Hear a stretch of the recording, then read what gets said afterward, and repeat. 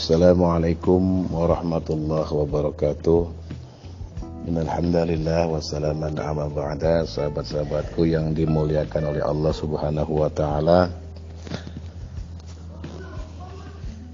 Ilmu memang tidak dapat menjelaskan semuanya. Tetapi para ilmuwan sering bermain kata seperti halnya para pengacara. Bila kebingungan, mereka membuat konsep-konsep yang aneh. Ambillah konsep insting atau naluri. Konsep ini dengan tak semena-mena digunakan untuk menjelaskan apa saja yang tidak dapat dijelaskan. Mengapa manusia sering berperang? Karena ia memiliki naluri berperang. Mengapa perempuan yang senang berhias? Karena ia memiliki naluri keperempuan atau bahasanya feminisme. Mengapa orang-orang berkumpul dalam kelompok, membuat grup? Karena mereka didorong oleh naluri berkelompok, berkomunitas. Naluri itu sendiri apa? Tak seorang pun yang tahu. Sahabat-sahabatku yang dimuliakan oleh Allah, konsep-konsep seperti itu banyak. Seorang ahli bahasa menyebutkan gejala ini sebagai play acting at science, bermain sandiwara dalam ilmu. Belakangan saya menemukan hal yang sama di Indonesia. Ketika orang membicarakan primordialisme pada tahun 1990 terbentuk ICMI, Ikatan Cendekiawan Muslim Indonesia. Ikatan cendekiawan yang didasarkan pada persamaan agama. Orang berteriak, ini primordialisme. Perlu diingat sebelumnya telah berdiri Himpunan Inteligensia Kristen Indonesia. Tetapi tidak kedengaran teriakan yang sama. Ketika umat Islam memprotes tabloid Monitor dengan demonstrasi, beberapa pengamat menuding protes ini sebagai akibat masih kuatnya primordialisme. Setelah itu di beberapa kota di Jawa terjadi demonstrasi pelajar dan mahasiswa yang menuntut hak berjilbab.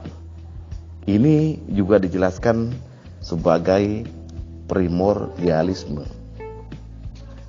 Menarik sekali. Bahkan kasus tanah yang diperjuangkan para petani dituding sebagai akibat primordialisme juga. Walhasil tahun 1990 adalah tahun primordialisme. Primordialisme itu apa?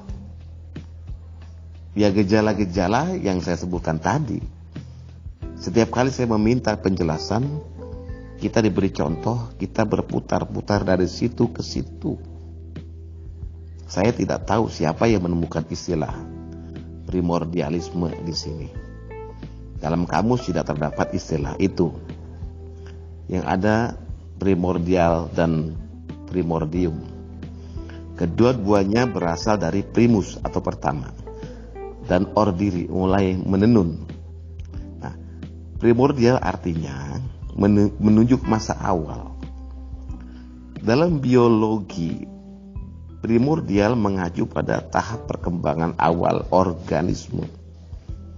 Primordium artinya organ atau bagian tubuh dalam bentuk awal yang masih kasar.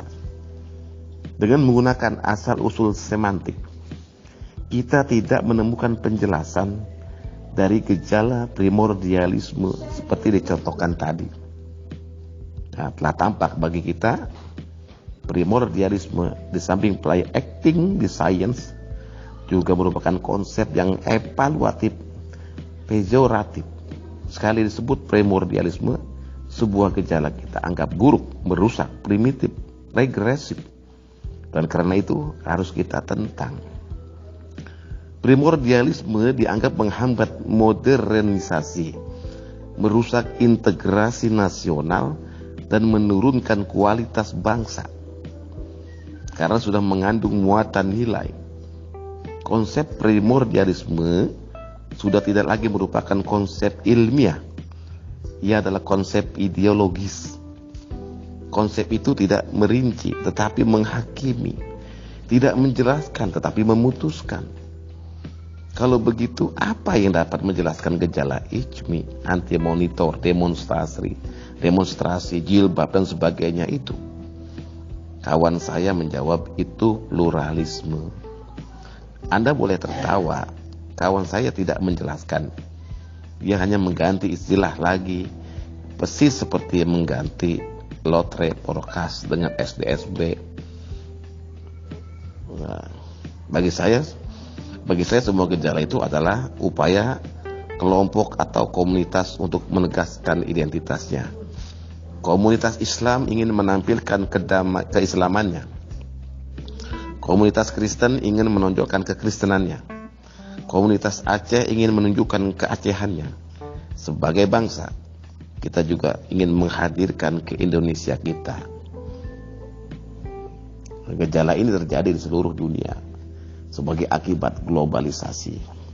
Arus besar yang melanda dunia kini adalah westernisasi. Komunitas-komunitas nasional bereaksi atas serangan barat ini dengan menampilkan nasionalisme kultural. Kaum fundamentalis Islam mulai menunjukkan identitas budaya dan agama mereka di Mesir, Indonesia, dan Turki.